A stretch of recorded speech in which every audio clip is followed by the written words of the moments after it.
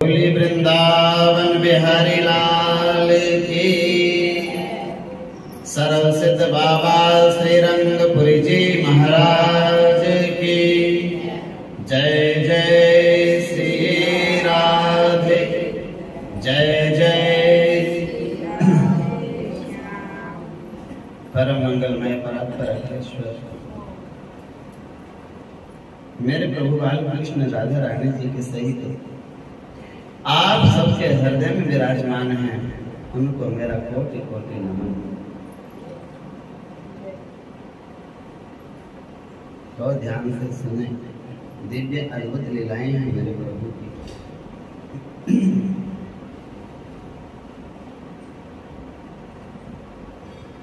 भगवान श्री कृष्ण के वाम अंग से किशोरी जी का प्राकट्य हुआ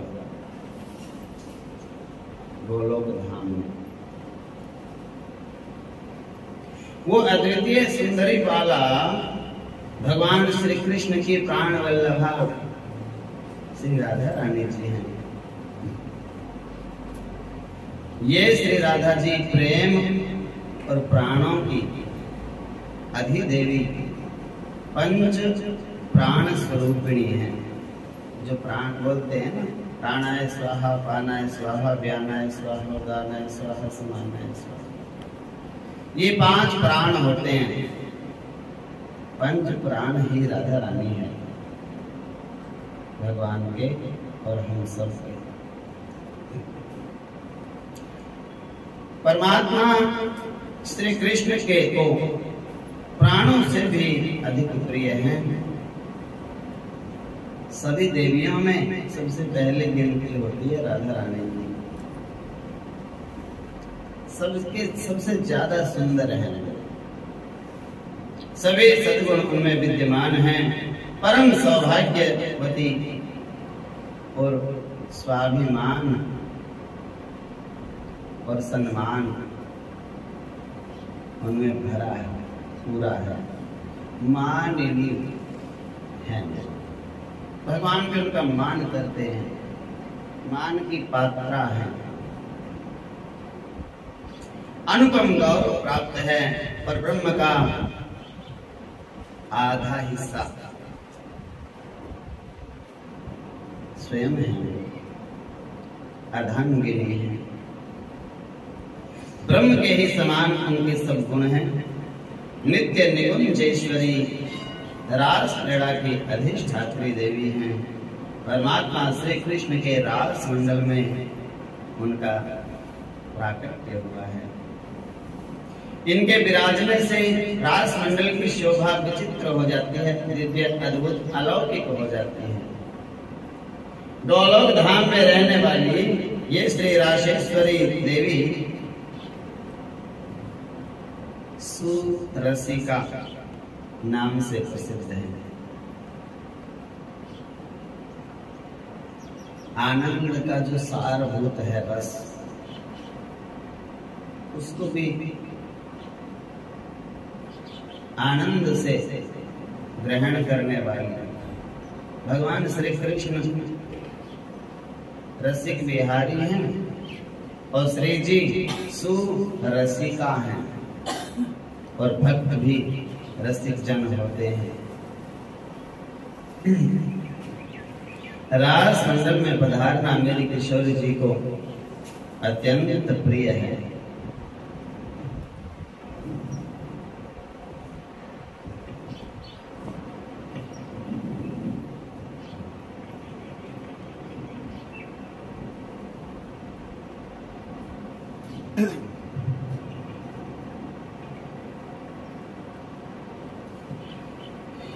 गोपियों के वेश बना के रहती हैं राधा रानी।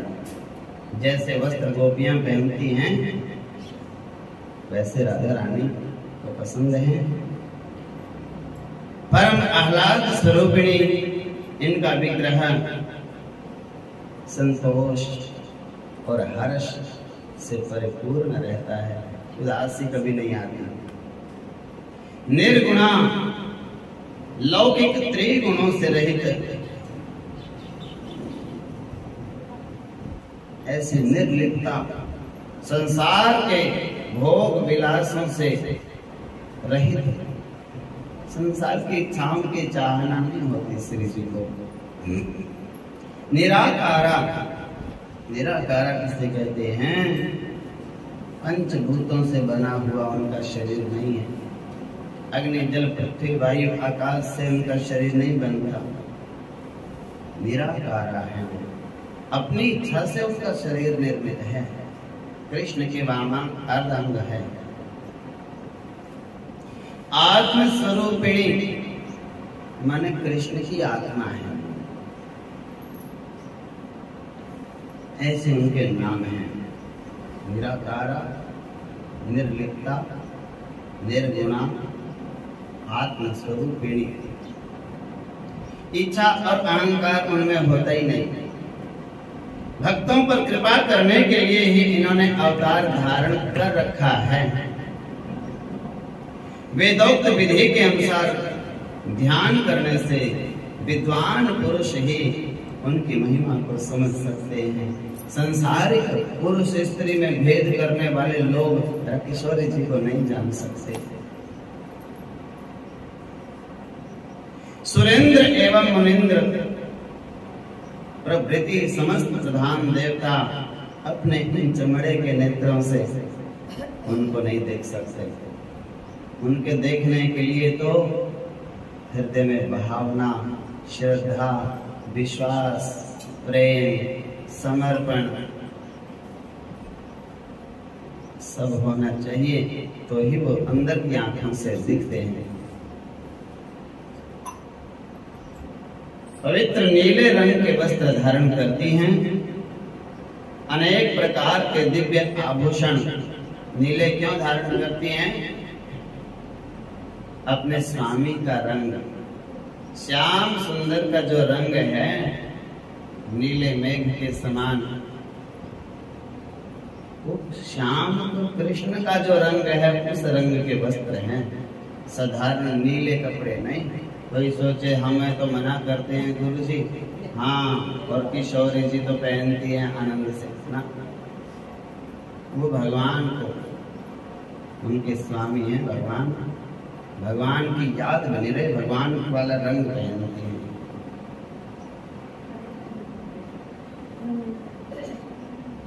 दिव्य आभूषण उनको सुशोभित किए रहते हैं। इनकी कांति करोड़ों चंद्रमाओं के समान प्रकाशमान है। इनका सर्व शोभा संपन्न श्री विग्रह संपूर्ण संपत्तियों से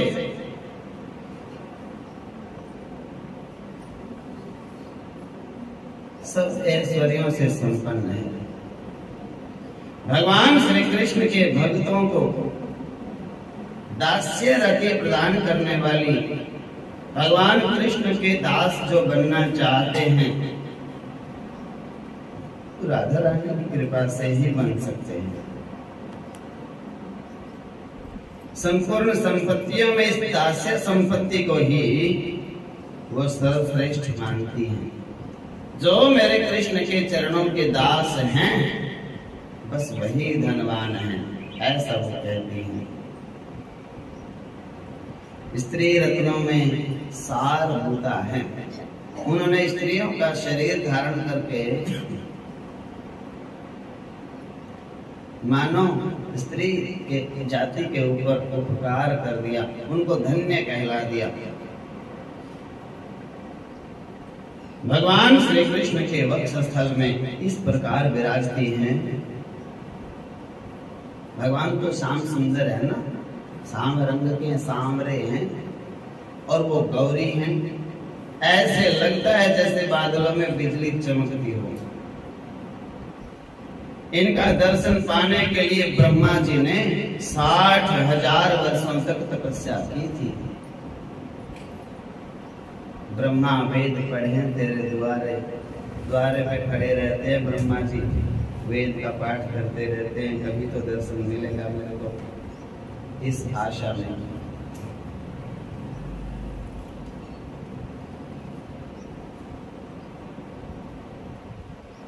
और कोई कारण नहीं था तपस्या करने का। 60,000 वर्ष तक तप किया ब्रह्मा जी ने, जिससे मैं पवित्र हो जाऊं। परंतु 60,000 साल के बाद भी राधा रानी जी का दर्शन उनको सपने में भी नहीं हुआ। प्रत्यक्ष की तो बात दूर है। उस तप के प्रभाव से फिर ये किशोरी जी वृंदावन में प्रकट हुई, जहां ब्रह्मा जी को इनका दर्शन हुआ। राधा जी मुस्कुराती हुई भंगिमाओं से प्रभु श्री कृष्ण को देख रही थी। बाकी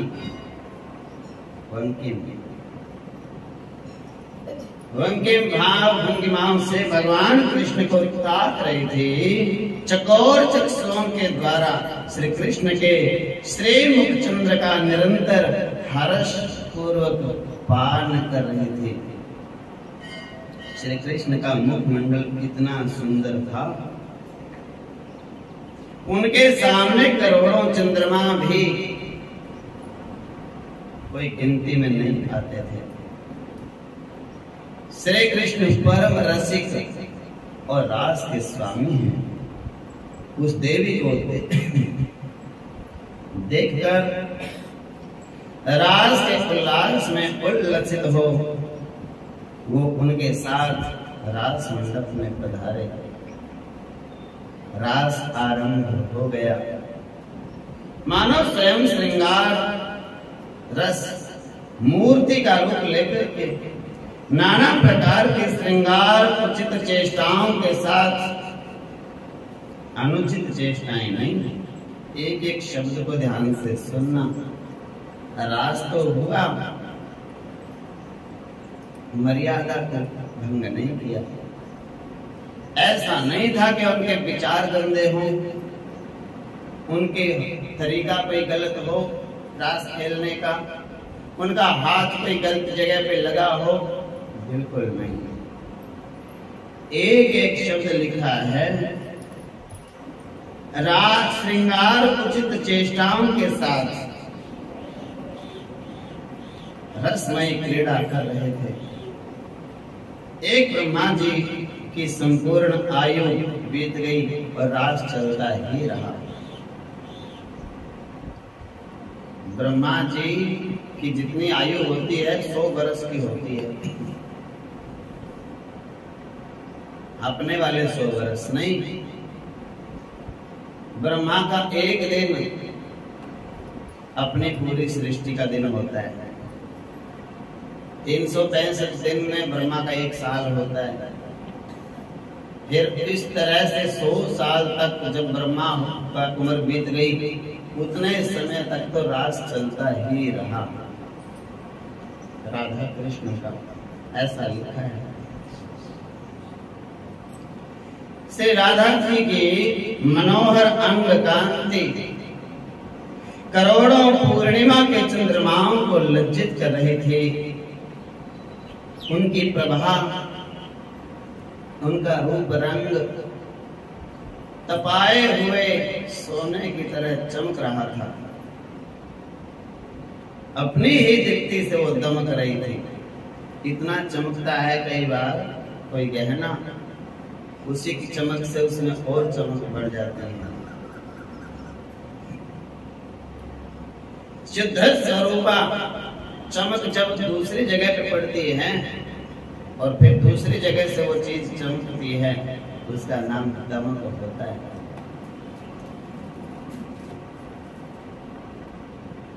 बिजली आकाश में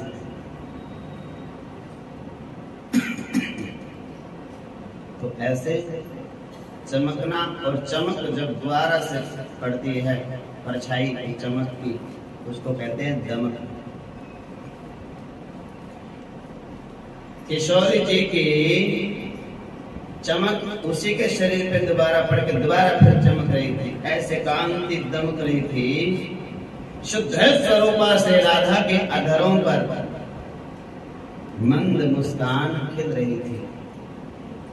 उनका मुखारविंद शरद काल के प्रफुल्ल कमलों की शोभा को तिरस्कृत कर रहा था।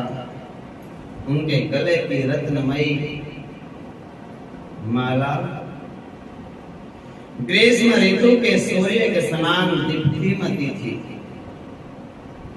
कंठ में प्रकाशित शुभ्र मुक्ता हार, मोतियों का हार गंगा जी की धौली धार के समान शोभा पा रहा था। अपने प्राण वल्लभ भगवान श्री कृष्ण को देखते ही रास के लिए श्री राधा जी उनके सामने दौड़कर गई थी। उन्होंने अपने प्राण आराम, जिनको देखते ही प्राणों की गति सामान्य हो जाती है और जिनको देखे बिना गति विकृत हो जाती है, बढ़ जाती है, भगवान कृष्ण को अपने प्राण आराम को देखते ही राधा रानी दौड़ी कृष्ण के पास आई, धावन किया दौड़ करके। इसलिए महापुरुषों ने, पुराण वेताओं ने उनका नाम राधा रखा। ये सार्थक नाम निश्चित किया। श्री राधा श्री कृष्ण भगवान जी की आराधना करती हैं और श्री कृष्ण श्री राधा जी की आराधना करते हैं। वे दोनों एक दूसरे के आराध्य और आराधक हैं। संतों का कथन है कि उनमें सभी दृष्टियों से पूर्ण रूप से समानता है। राधा और कृष्ण में कोई भेद ही नहीं। राधा भजते श्री कृष्णं सचतां च परस्परं उभयोः सर्वसाम्यं च सदा संतां वदन्ति च।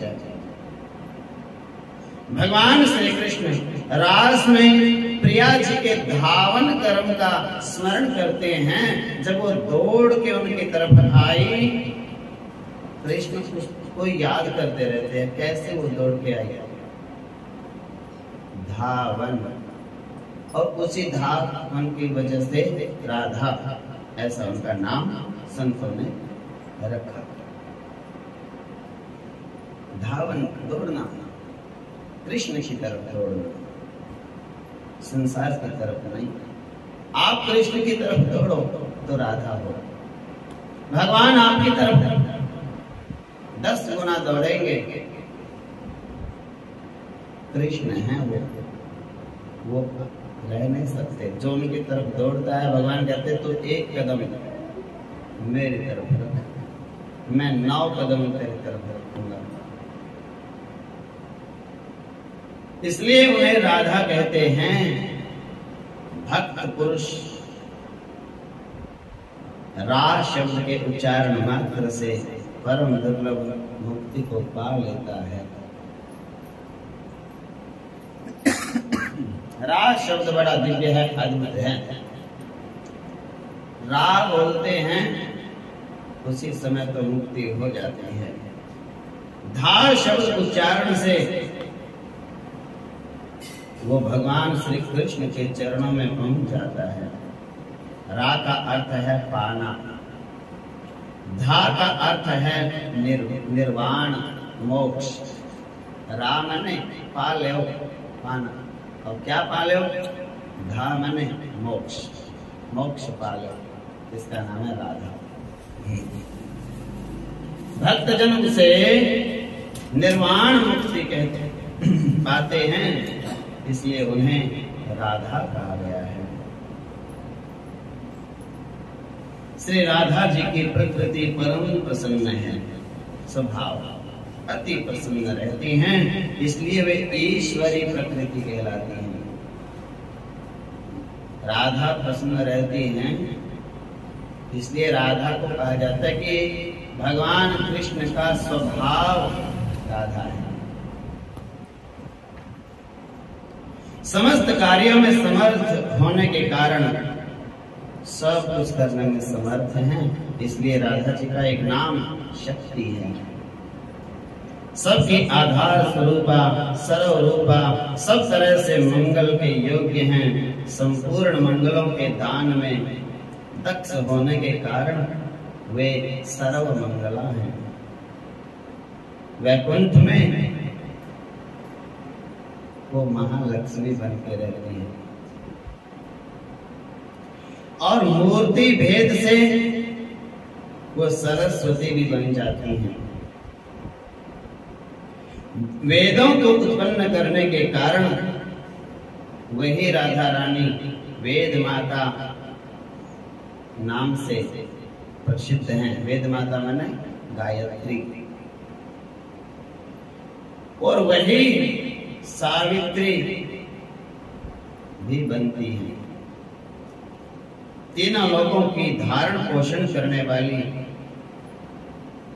गायत्री, सावित्री, वेद माता, सरस्वती, लक्ष्मी, जितने भी महादेवियां हैं वो राधा रानी ही उनके रूप में अवतार लेती है। श्री सौनक मुनि ने पूछा, हे सूत जी, परब्रह्म परमात्मा गौलोक विहारी भगवान श्री कृष्ण तो सर्व समर्थ हैं। उनकी इच्छा मात्र से समस्त ब्रह्मांड की रचना हो जाती है, पालन हो जाता है, संहार हो जाता है। फिर ऐसे सर्व समर्थ सर्वनियंता भगवान को पृथ्वी पर अवतार क्यों लेना पड़ा कृष्ण को? इस अवतार का कारण बताने की कृपा कीजिए।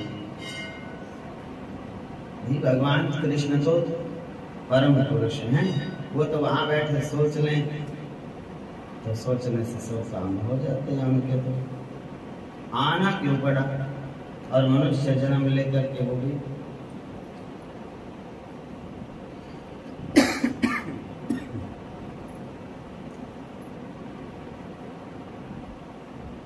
सूत जी ने कहा, हे सौनक आदि ऋषियों,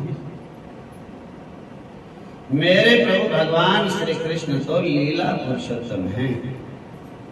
वो कब करते हैं, क्या लीला करते हैं, क्यों करते हैं, पूरा तो वही जानते हैं, दूसरा कोई जान ही नहीं सकता।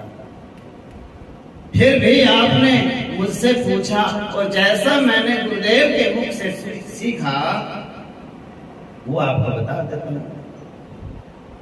बहुत ध्यान से सुनना, एक बात भी आपसे छूट गई बिना सुने तो आपका सौभाग्य नहीं है।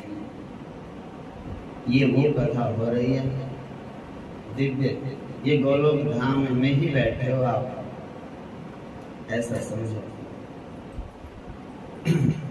कभी सुनी नहीं होगी वो कथा है ये, शायद ही सुन पाओ कभी, वो कथा है ये।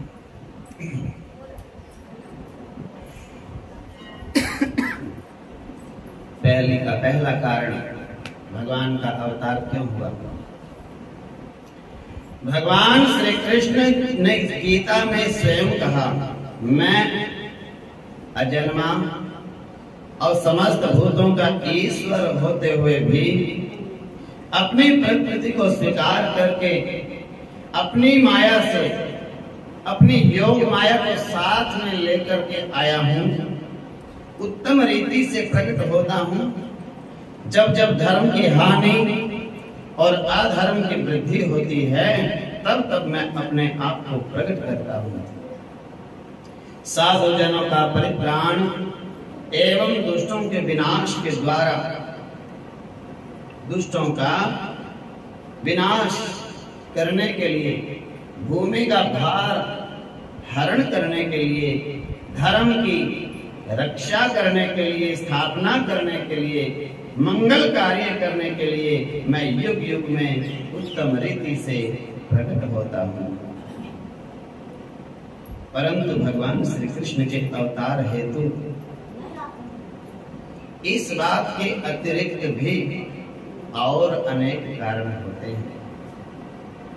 ये तो भगवान ने स्वयं बताया गीता में, यदा यदा हि धर्मस्य ग्लानिर्भवति भारत अभ्युत्थानम् अधर्मस्य तदात्मानं सृजाम्यहम् परित्राणाय साधूनां विनाशाय च दुष्कृतां धर्म संस्थापनार्थाय संभवामि युगे युगे।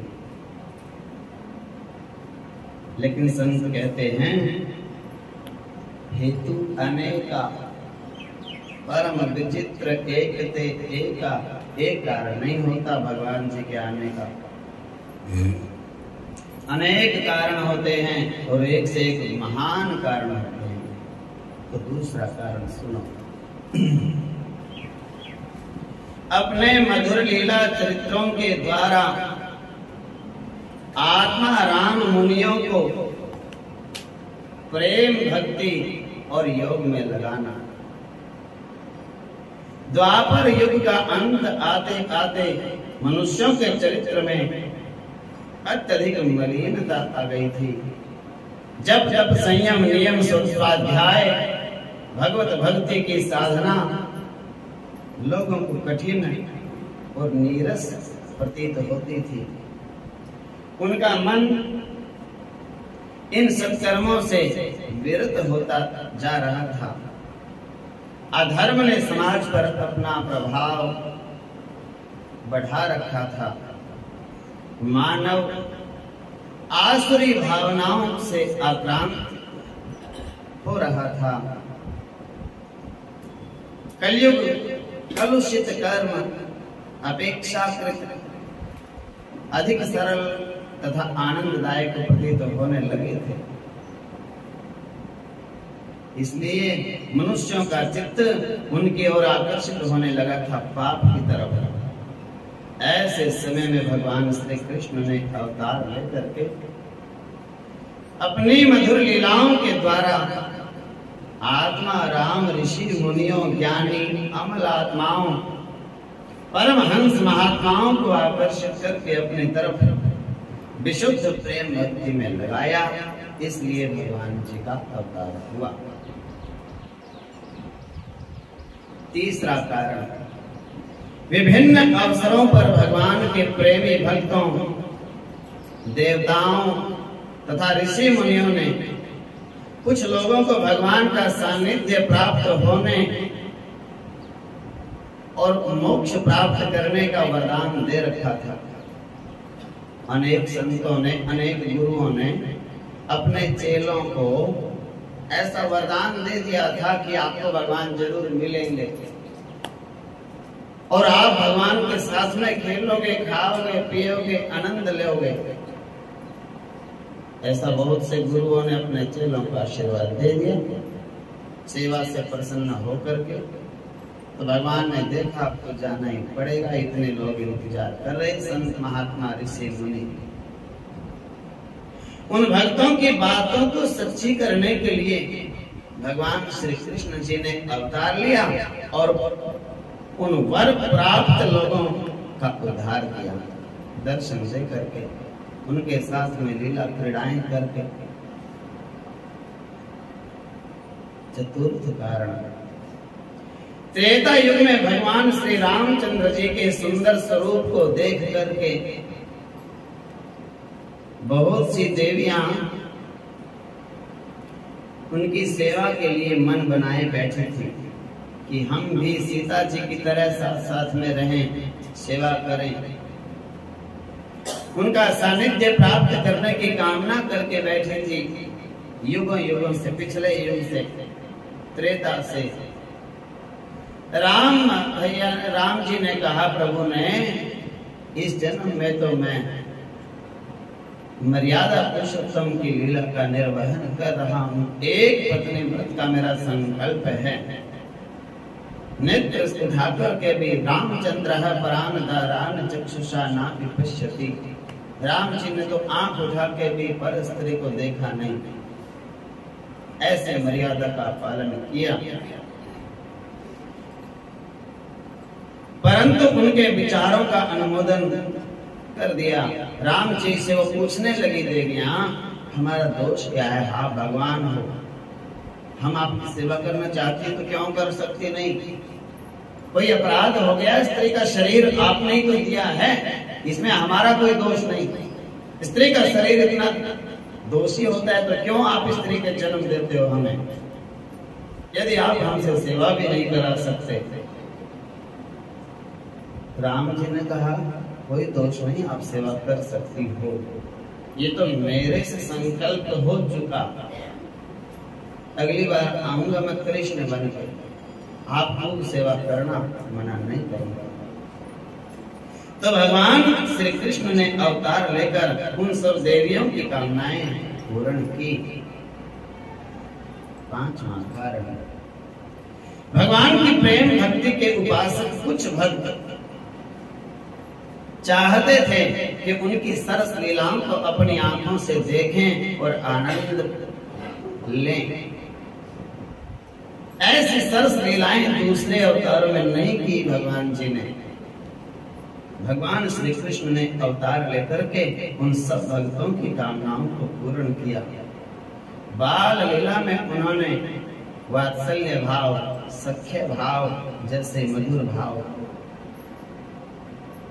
तो ऐसे उनको अपने भक्तों को प्रेम सुधा का आस्वादन कराया।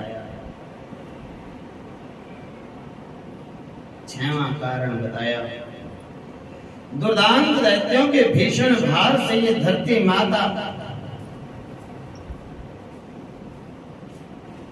बड़ी दुखित थी, तो भगवान ने इसका भार हल्का करना था धरती मैया का।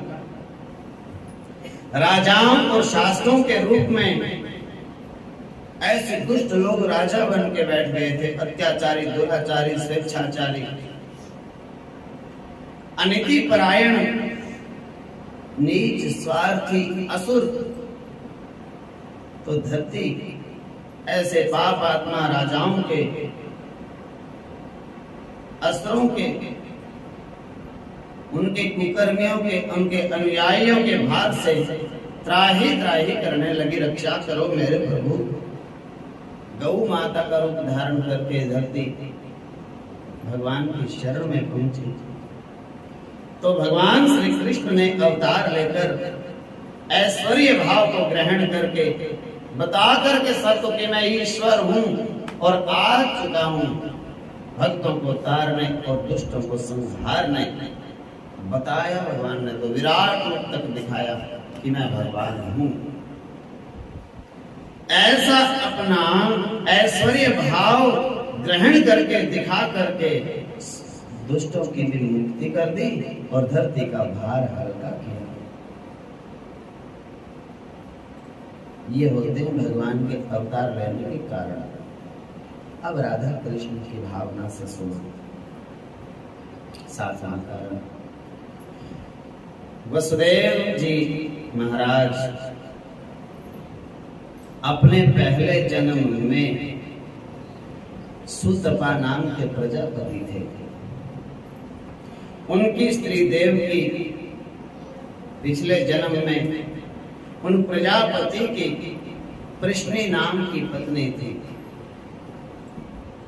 यहाँ कौन है? वसुदेव देवकी। वसुदेव देवकी पहले जन्म में सुतपा प्रजापति वसुदेव का नाम, प्रश्नी देवकी का नाम था पहले जन्म में। दोनों ने कठोर तपस्या करके भगवान श्री हरि के जैसा पुत्र वरदान में मांगा था। श्री हरि ने सोचा मेरे समान दूसरा कोई होता ही नहीं, इसलिए वे स्वयं 3 बार उनके पुत्र रूप में अवतीर्ण हुए। 3 बार उनके बेटे बने, 3 जन्मों तक। पहले जन्म में भगवान ने जन्म लिया कृष्ण गर्भ नाम से, उनके पुत्र बने। कृष्ण के गर्भ से सुतपा के घर में। दूसरे जन्म में देवकी और वसुदेव कौन थे? अदिति और कश्यप। दूसरे जन्म में कश्यप ऋषि और अदिति माता, और भगवान ने उनके घर में फिर जन्म लिया।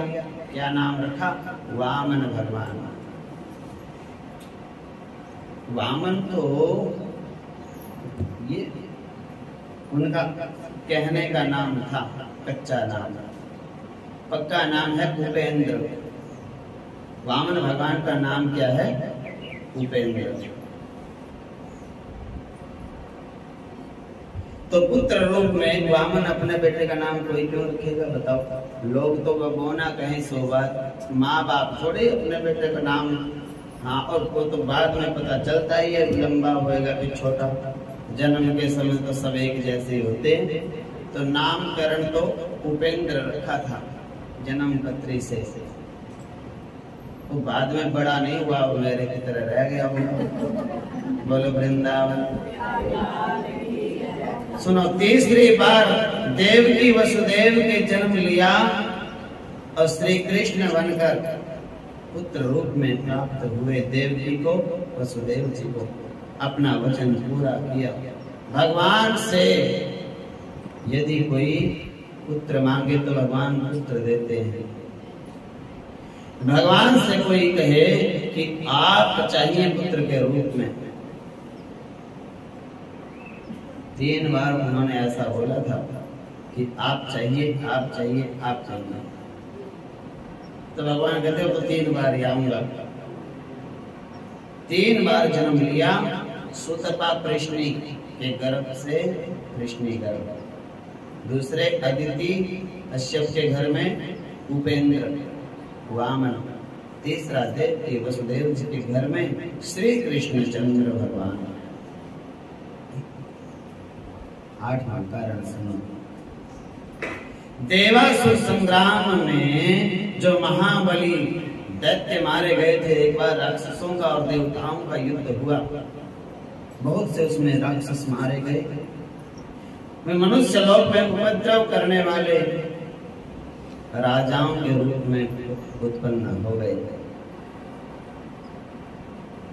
मर के भी तो जन्म तो होता ही है। जितने राक्षस देवासुर संग्राम में मारे गए, सबका अगला जन्म धरती पे हो गया। और धरती पे जन्म होने के बाद कौन सा उनको देवता बनना था? तो थे तो राक्षस ही। ये तो ऊपर ऊपर का कवर बदलता है, अंदर तो इसमें जैसा भी मोबाइल रखेंगे वैसे ही रहेगा, वो नया हो चाहे पुराना।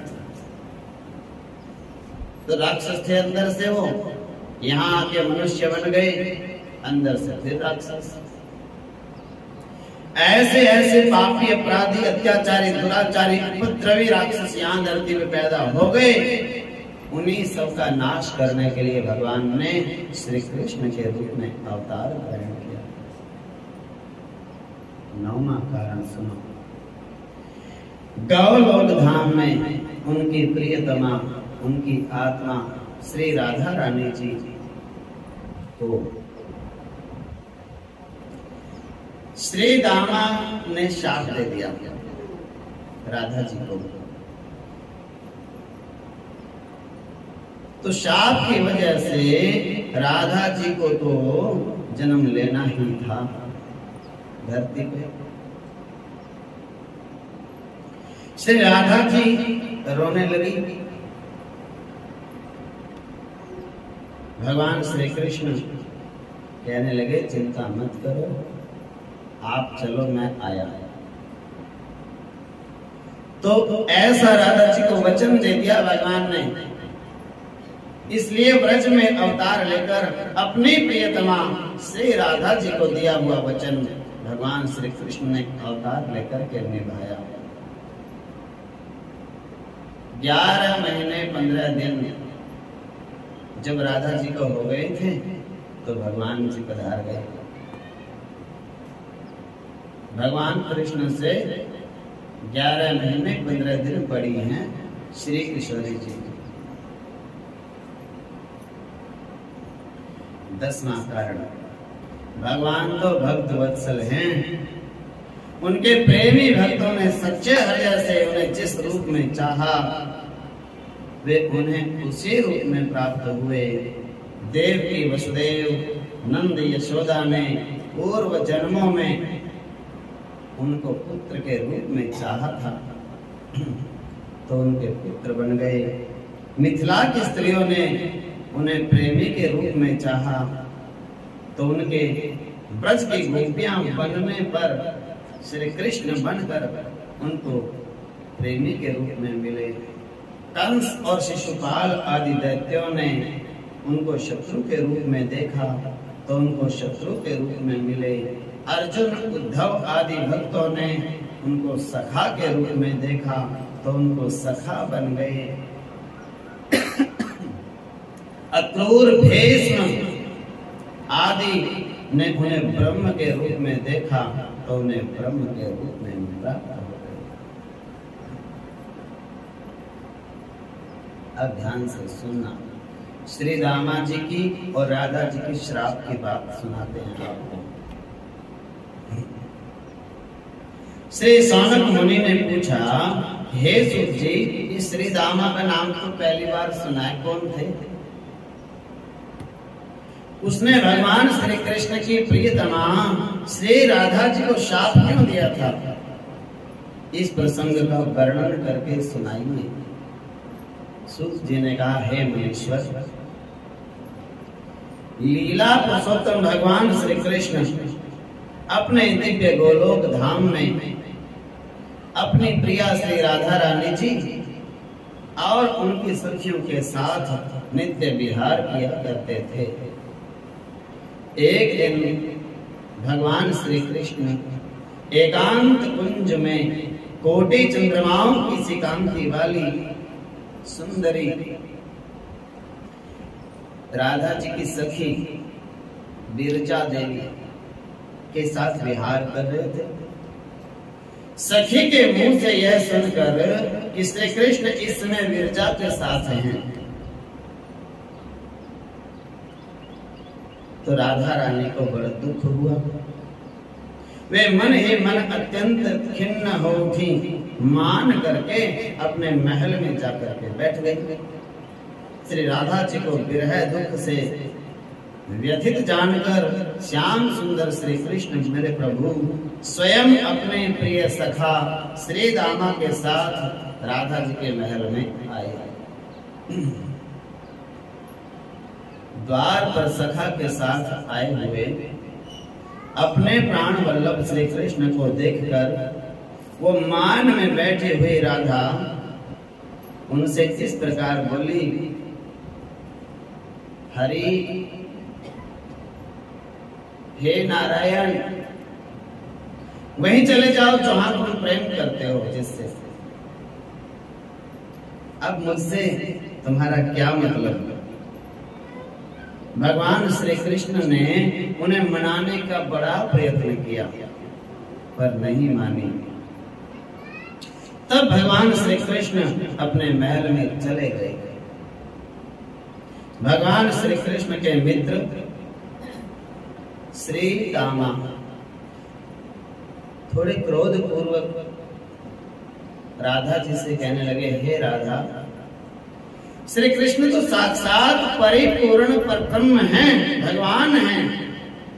वे असंख्य ब्रह्मांडों के अधिपति, गोलोक के स्वामी के रूप में विराजमान हैं। पर आज पर श्री कृष्ण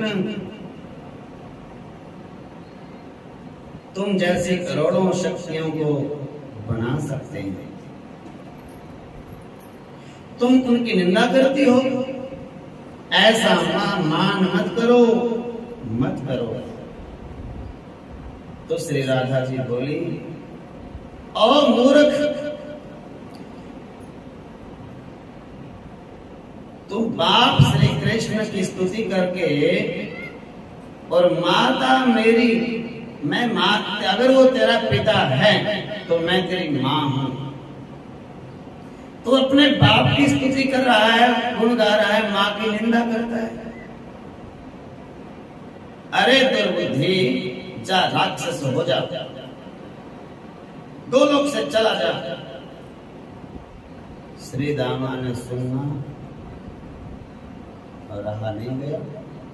कहने लगे, हे शुभे, श्री कृष्ण सदा आपके अनुसार ही काम करते हैं, हर काम अनुकूल रहते हैं और तुमसे बड़ा प्रेम करते हैं, इसलिए तुम्हें इतना मान हो गया है। अतः तुम भी ब्रज में प्रजांगना होकर, ब्रजवासिनी होकर धरती पर विचरण करोगी और वहां परिपूर्ण भगवान श्री कृष्ण से तुम्हारा 100 वर्षों के लिए बिछोड़ा हो जाएगा, वियोग हो जाएगा, इसमें कोई संशय नहीं। इस प्रकार राधा जी ने तो श्री दामा को राक्षस होने का श्राप दे दिया और श्री दामा ने राधा जी को धरती पर आकर गोपी के रूप में जन्म लेने का श्राप दे दिया और 100 वर्ष तक कृष्ण से बिछुड़ के रहोगे। और दोनों चिंता में डूब गए और भगवान श्री कृष्ण वहां प्रकट हो गए। भयभीत श्री राधा ने भगवान श्री कृष्ण से कहा, हे मेरे प्राणों के नाथ, श्री रामा ने मुझे श्राप दे दिया, मैं भूतल पर गोपी हो जाऊंगी और आपसे 100 वर्षों के लिए वियोग हो जाएगा। हे भयों के भंजन करने वाले प्रभु, आप कृपा करके बताओ अब क्या करूं मैं। हे नाथ, आपके बिना मैं अपना जीवन कैसे धारण करूंगी, कैसे जिंदा रहूंगी। आपके बिना तो एक क्षण का समय भी मुझे 100 युगों के समान प्रतीत होता है। चक्षु के निमेष पलक जितनी देर के लिए झपकती है, उतनी देर में मेरा हृदय चलने लग जाता है आपको देखे बिना। हे शारदीय पूर्ण चंद्र, मैं अपने नेत्र रूपी चकोरों के द्वारा आहर निश मैंने रात, आहर मैंने दिन, मैं तो दिन रात आपके रस का पान किया करती हूँ, रूप का। हे नाथ, मेरे तो आप ही आत्मा, आप ही मन, आप ही प्राण हैं, मैं तो केवल देहधारी हूँ।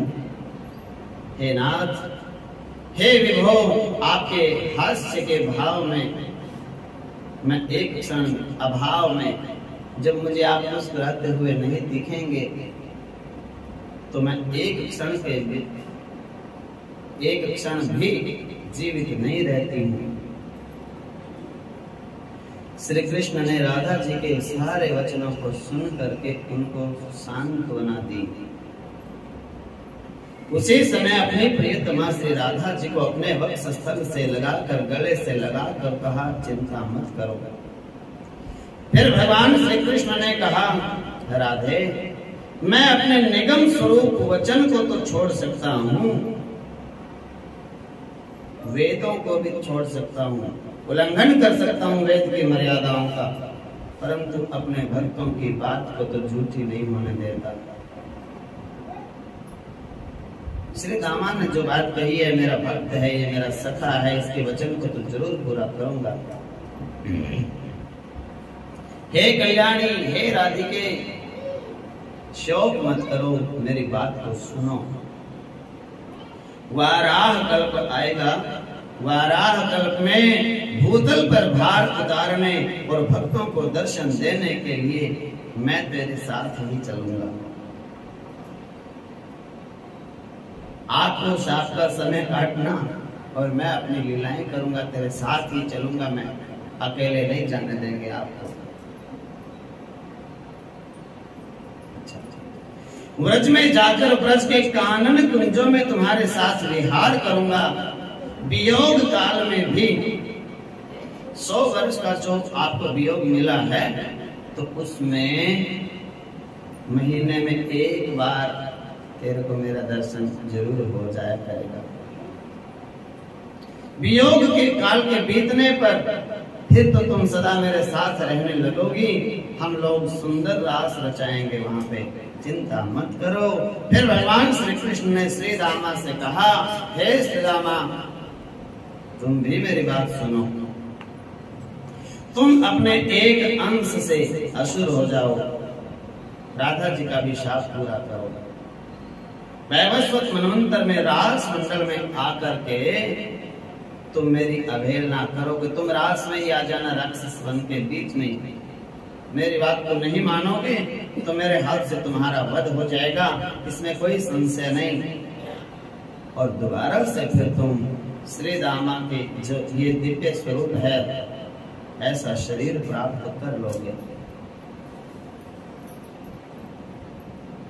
बोलिए भक्तवत्सल भगवान की जय।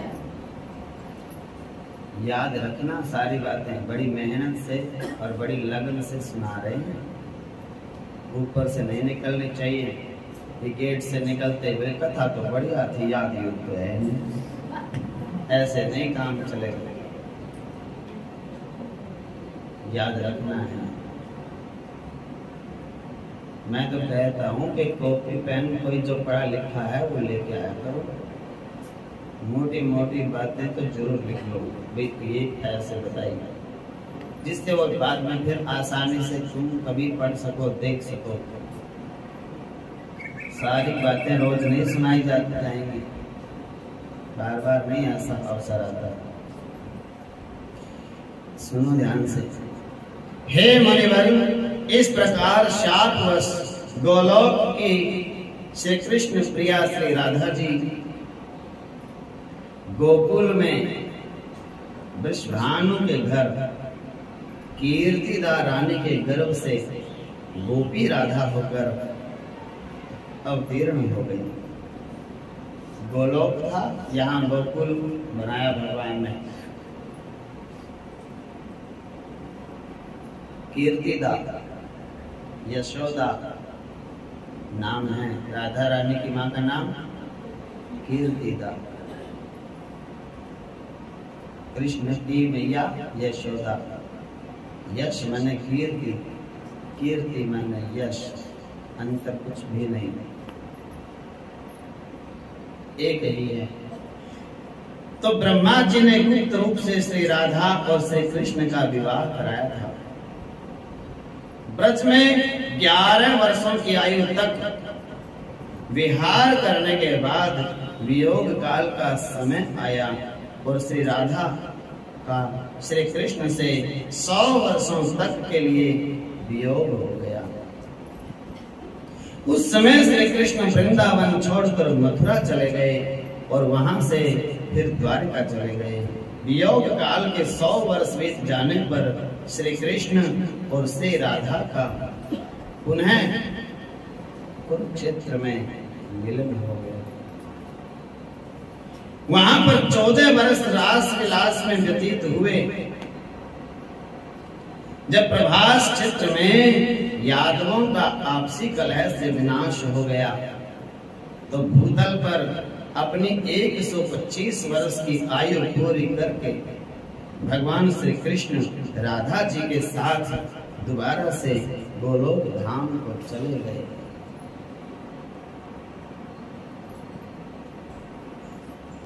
श्री रामा ने शापवश यक्षलोक में सुधन यक्ष के घर जन्म लिया। रास मंडल में विघ्न उत्पन्न करने पर वह श्री कृष्ण के हाथों से मारा गया और वही बाद में फिर दोबारा श्री रामा का शरीर लेकर के प्रकट हो गया। अब बताते हैं कि कृष्ण की कथा सुनने की लगन बहुत है जी। आप हमें कृष्ण की और भी कथाएं सुनाओ। सौनक आदि मुनियों ने कहा, हे सूत जी, हम भूतल पर श्री कृष्ण और बलराम के अवतार की रहस्य सुनना चाहते हैं। वीरवर श्री कृष्ण और बलराम किस लिए अवतीर्ण हुए?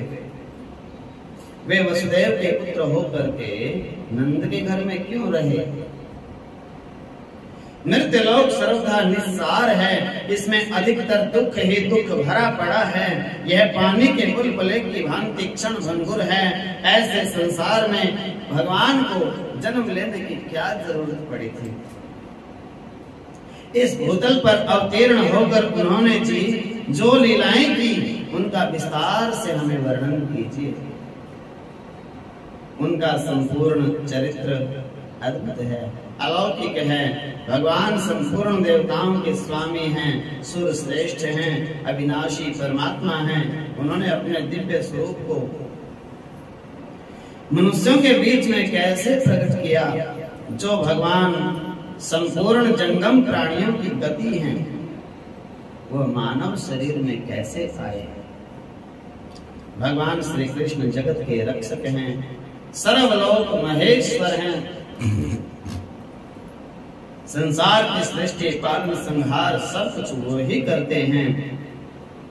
वे ही सब लोगों को सुख देने वाले, वे अक्षय, सनातन, अनंत, क्षय और वृद्धि से रहित, ना तो घटते ना बढ़ते, वो तो अनंत हैं। निर्लेप, निर्गुण, निर्विकार, निरंजन, सर्वशक्तिमान, अविकारी, विभु, नित्य, अचल, निर्मल, व्यापक, नित्य, तृप्त, शाश्वत, परमात्मा हैं।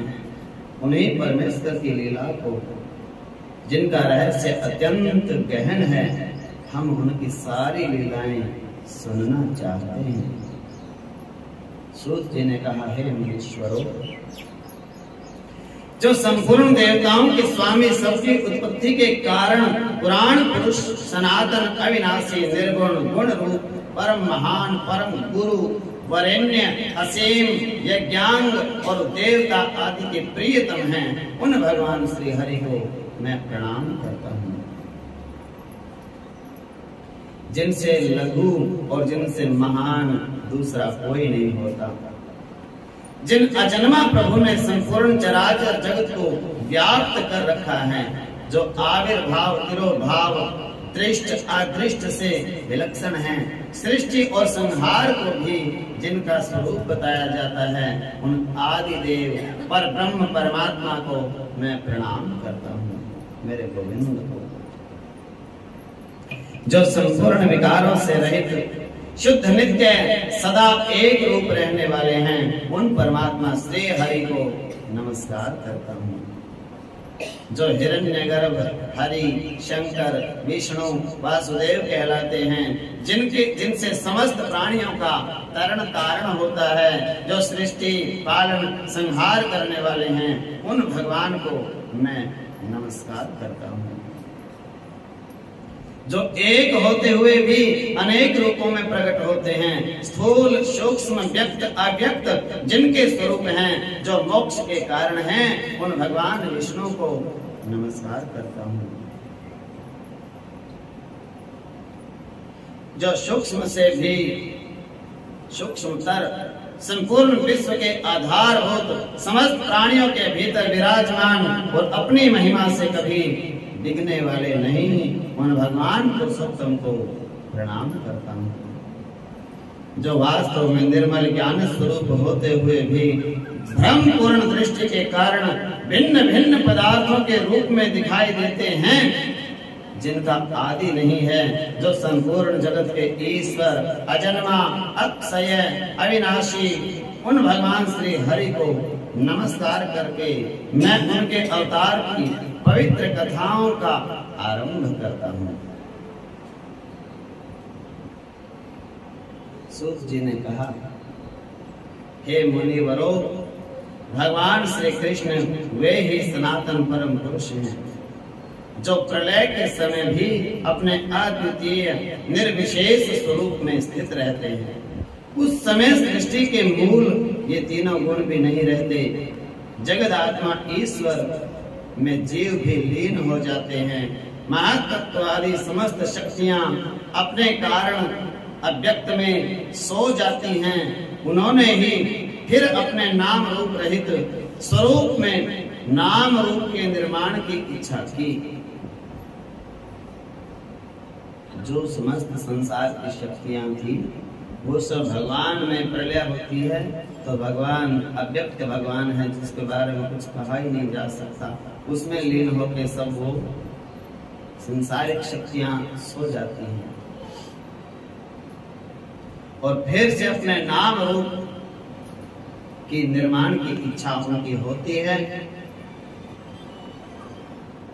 तो अपनी काल शक्ति से प्रेरित प्रकृति का जो अपने अंश भूत जीवों को मोहित कर देती है, सृष्टि की रचना में प्रवृत्त रहती है, अनुसरण किया और व्यवहार के लिए भगवान जी ने वेद पुराणों की रचना की। इस जगत में जिसके स्वरूप का साक्षात्कार जितेंद्रिय लोग अपने प्राणों को वश में करके भक्ति से प्रफुल्लित निर्मल हृदय में जो भगवान के दर्शन करते हैं संत लोग, वो श्री कृष्ण ही साक्षात पर ब्रह्म है। वास्तव में इन्हीं भगवान कृष्ण की भक्ति से ही हृदय पूर्ण रूप से शुद्ध हो सकता है। योग आदि के द्वारा नहीं, भगवान श्री कृष्ण वही हैं जिनकी सुंदर लीलाओं का गान वेदों में, दूसरे गोपनीय शास्त्रों में व्यास आदि रहस्यवादी ऋषियों ने किया है, जो एक अद्वितीय ईश्वर है और अपनी बात अपनी लीला से जगत की सृष्टि पालन संहार करते हैं, परंतु उनमें आसक्त नहीं होते। जब तामसी बुद्धि वाले राजा अधर्म से अपना पेट पालने लगते हैं, तब यही सतोगुण को स्वीकार करके ऐश्वर्य, सत्य, रित, दया, यश को प्रकट करते हैं और संसार के कल्याण के लिए युग युग में अनेकों अवतार धारण करते हैं। वह पवित्र ब्रजमंडल बड़ा धन्य है जिसे उन्होंने अपने शैशव एवं किशोर अवस्था में घूम घूम कर सुशोभित किया था। अब मैं उनकी पवित्र कथाओं का वर्णन करता हूँ, जिनको विभिन्न अवसरों पर अनेकों महर्षियों ने अपने श्रोताओं को सुनाया था।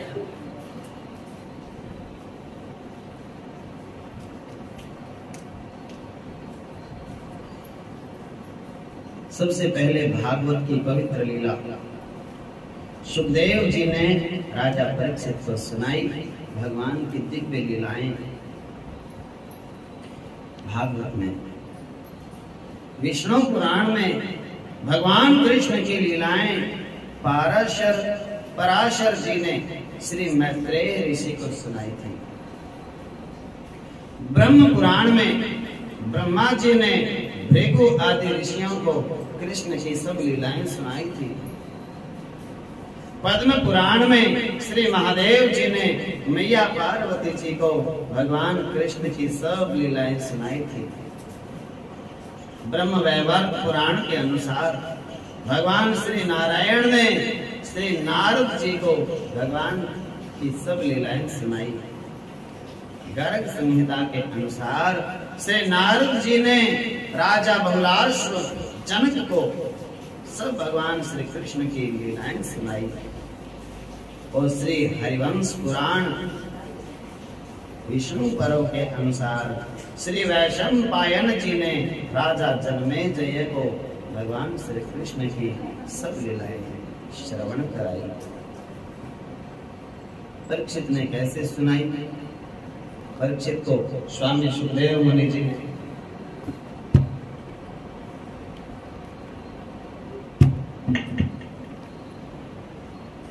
शौनक मुनि ने पूछा, सुत जी, श्री सुखदेव जी तो महान ब्रह्म ज्ञानी थे,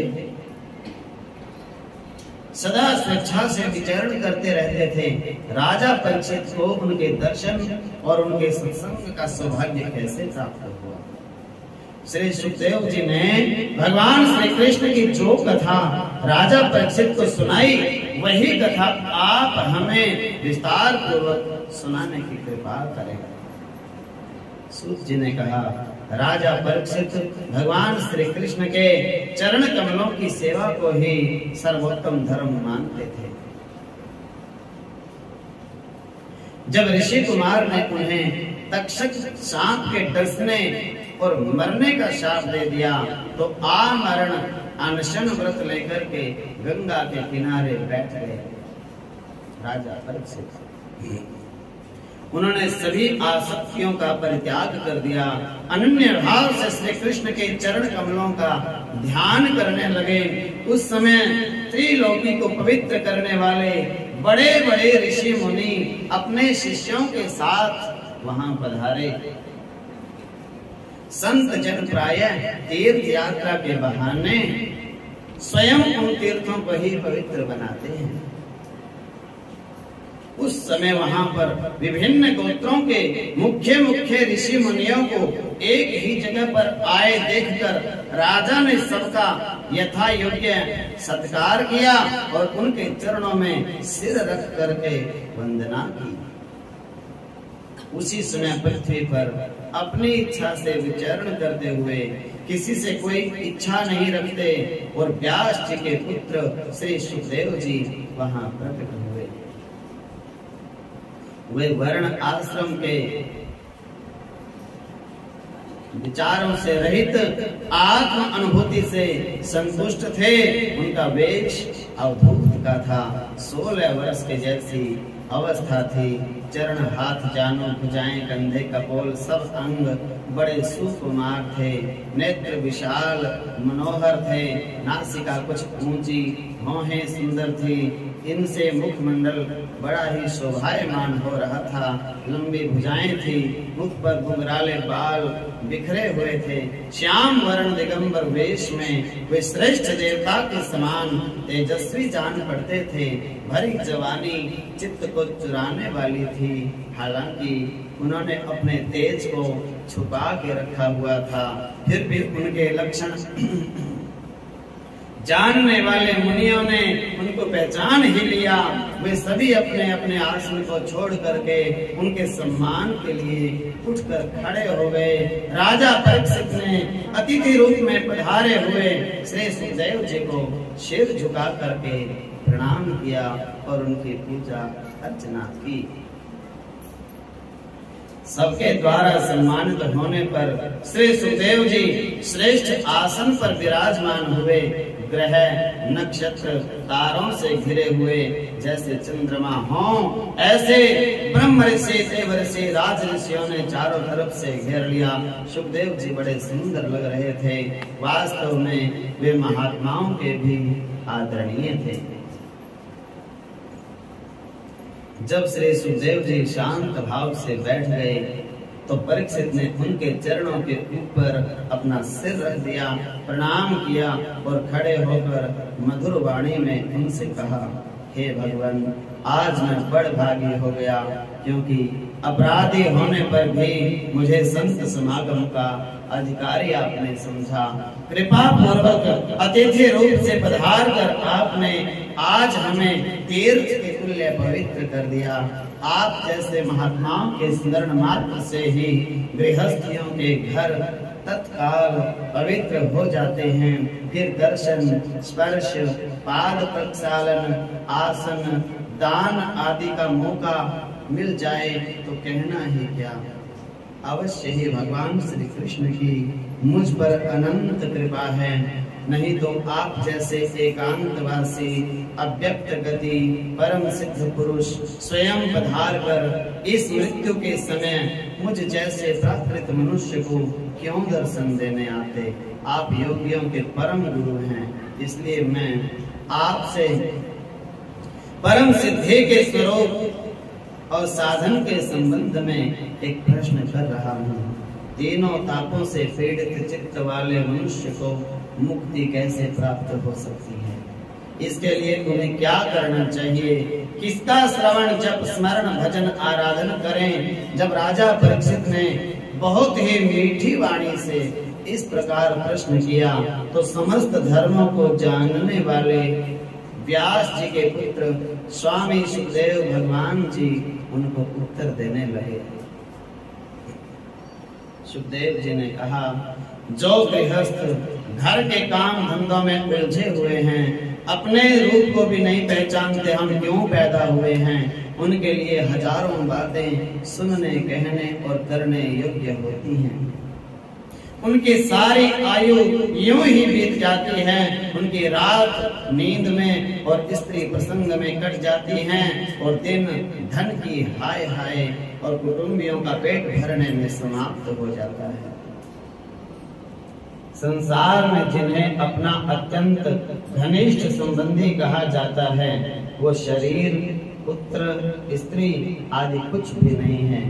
असत है, परंतु जीव उनके मोह में इतना पागल हो जाता है, रात दिन उनको मृत्यु खा रही है, फिर भी आदमी जागता नहीं।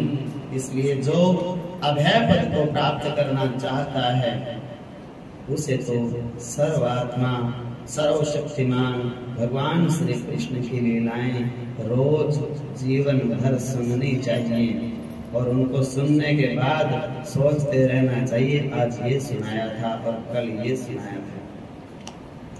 मनुष्य जन्म का यही इतना ही लाभ है कि चाहे जैसे हो, ज्ञान से, भक्ति से, धर्म की निष्ठा से जीवन ऐसा बना लिया जाए कि मृत्यु के समय भगवान ही याद रहे, संसार याद ना आए।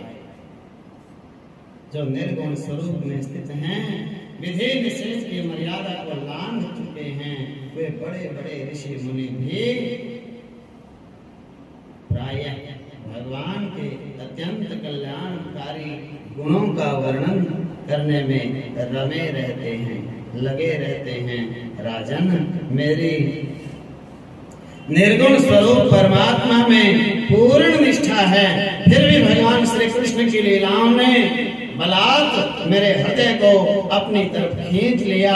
तुम भगवान के परम भक्त हो, इसलिए मैं तुम्हें निराकार की पूजा करने वाला ये सुखदेव आपको कृष्ण की कथा जरूर सुनाएगा।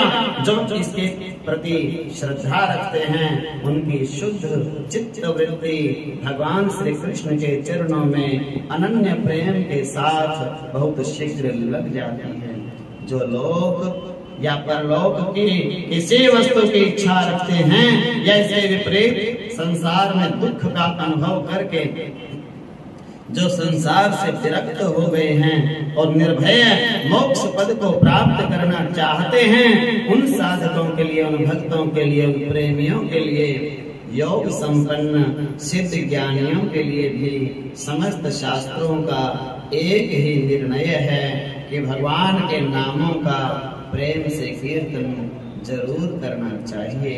अपने कल्याण साधन की ओर से असावधान रहने वाले पुरुष की वर्षों लंबी आयु अनजान में ही व्यर्थ बीत जाती है। सावधानी से, ज्ञान से बिताई गई 2 घड़ी का जीवन भी महान समझा जाता है, अच्छा समझा जाता है, और बिना ज्ञान, बिना भक्ति के 100 साल की आयु भी व्यर्थ है। धिक्कार है ऐसे मनुष्य को जो भगवान के नाम के लिए समय नहीं निकाल सकता, क्योंकि उसके द्वारा अपने कल्याण की चेष्टा तो की जा सकती है कम से कम।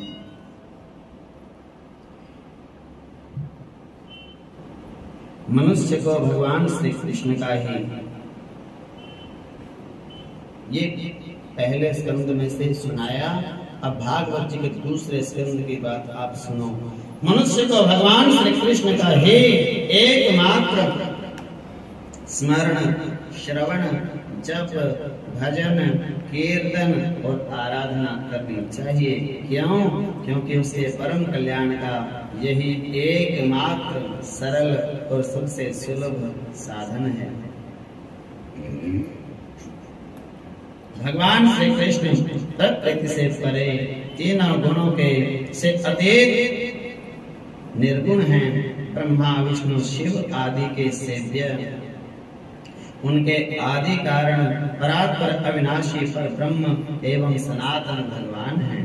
साकार निराकार ज्योति स्वरूप, स्वेच्छामय, सर्वव्यापी, सर्व आधार, सर्वेश्वर, परम आनंद घन ईश्वर, निर्लिप्त तथा साक्षी भूत हैं। वे भक्तों पर अनुग्रह करने के लिए ही दिव्य श्री विग्रह धारण करते हैं। जो उनकी आराधना करता है वो सचमुच ही जीवन मुक्त संत है। वो बुद्धिमान पुरुष कोई वर ग्रहण नहीं करता, वरदान नहीं मांगता। जो भक्त होता है वो तो कहता है भक्ति चाहिए बस, और कुछ नहीं चाहिए। सालों के आदि चारों प्रकार की मुक्तियों को भी वो तुच्छ समझने लगता है। ब्रह्मत्व, अमरता को, मुक्ति को तुच्छ सा समझता है। ऐश्वर्य को मिट्टी के डले के समान नश्वर मानता है। इंद्रत्व, मनुष्यत्व, चिरंजीवित्व को भी पानी के बुलबुले की तरह क्षण भंगुर समझकर अत्यंत तुच्छ गिनने लगता है। सोते जागते हर समय श्री कृष्ण की सेवा करना चाहता है। उसकी दासता के सिवा दूसरा कोई पद नहीं मानता। श्री कृष्ण के चरणार बिंदों में लगातार हर कपल अविचल भक्ति पाकर वो पूर्ण काम हो जाता है। श्री कृष्ण का भक्त उन परिपूर्णतम ब्रह्म का सेवन करके सदा सुस्थिर रहता है। मनुष्य तभी तक काम आसक्त होकर के गर्भ में निवास करता है, तभी तक यम की यातना भोगता है, और गृहस्थ पुरुष तभी तक भोगों की इच्छा रखता है जब तक वो कृष्ण का सेवन नहीं करता। यमराज उस भक्त के कर्म संबंधी लेख को तत्काल भय के मारे दूर कर देता है।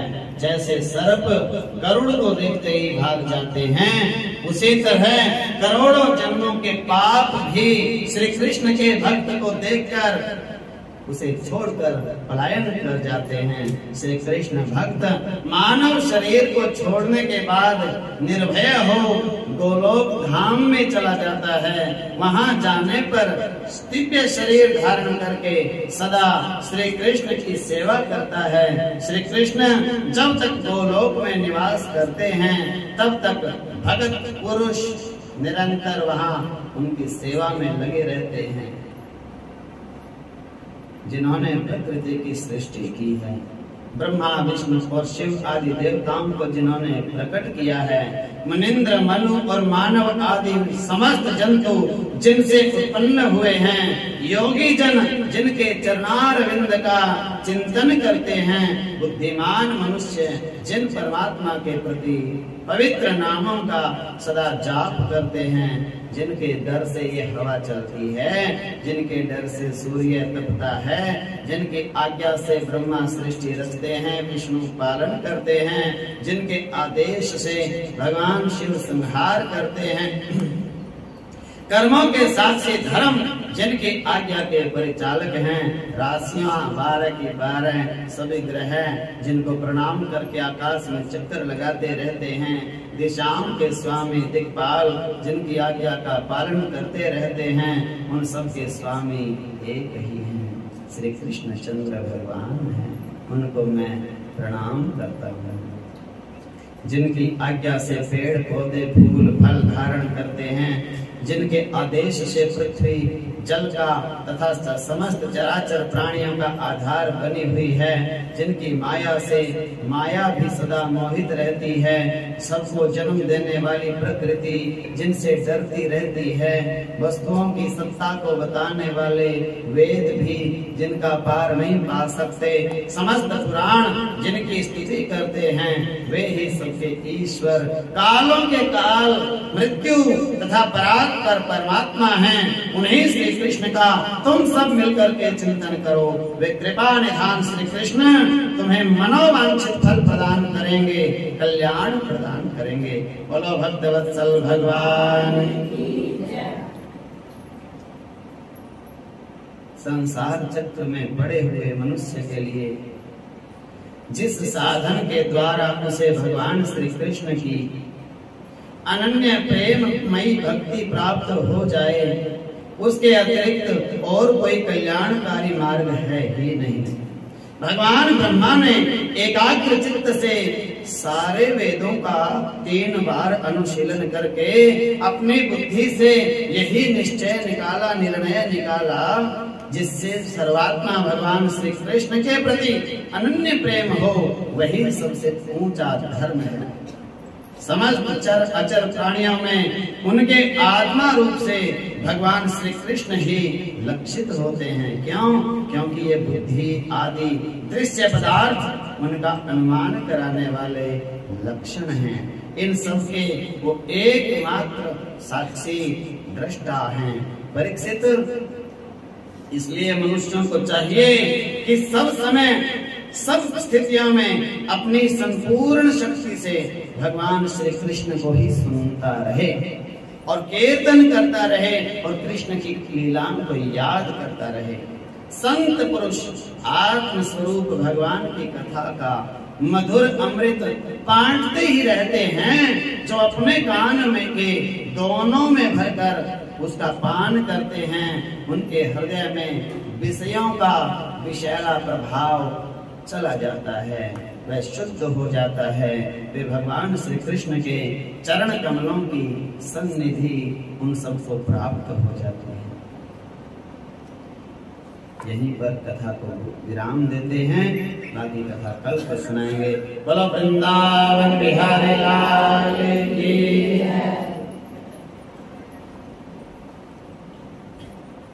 वो लेके आओ स्तोत्र। करारविंदेन करारविंदम